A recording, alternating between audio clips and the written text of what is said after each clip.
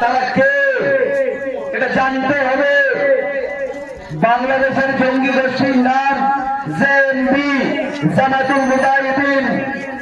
তাদের কাজ রাষ্ট্র ব্যবস্থাকে ধর্মীয়করণ করা। আর আমার বাংলায়, আমার ভারতবর্ষে এই হিন্দু মেরুকরণ করে যারা, তাদের নাম আরএসএস।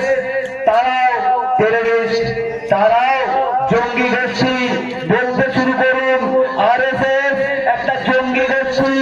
এরা কিন্তু ভারতীয় জঙ্গি গোষ্ঠী। এটাকে বলা হয় না, এটা বলা খুব দরকার, এটা জানা খুব দরকার।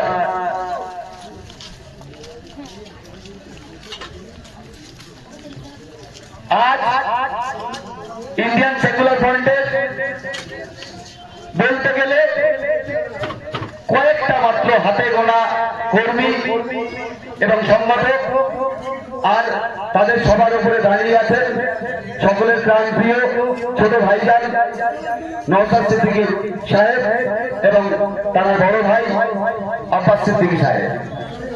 এই মাত্র কয়েকটা মানুষকে এরা কেন এত ভয় পায়? এই কয়েকদিন আগে রামপুর বাজারে একটা গেট করা নিয়ে হঠাৎ করে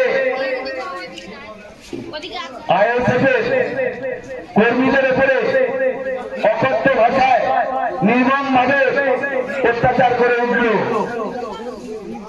আমি যখন সন্দেশখালী থানায় পৌঁছলাম, থানা বলছে ওরা যখন গেল, ওদের কাছে তো বন্দুক ছিল না। তার মানে পুলিশ হয়তো জানতো ওরা বন্দুক নিয়ে যায়নি, মানে পুলিশে বলে গিয়েছিল। বুঝতে পারছেন? এই হচ্ছে পজিশন। তবুও বলে রাখি, যতটুকু আমি দেখছি পুলিশ চেষ্টা করছে তার জায়গা থেকে নিরপেক্ষতা বজায় রাখতে। সে আমাদের কমপ্লেন নিচ্ছে, কিন্তু এফআইআর করতে পারছে না। কোথাও একটু বাধ্যবাধকতা।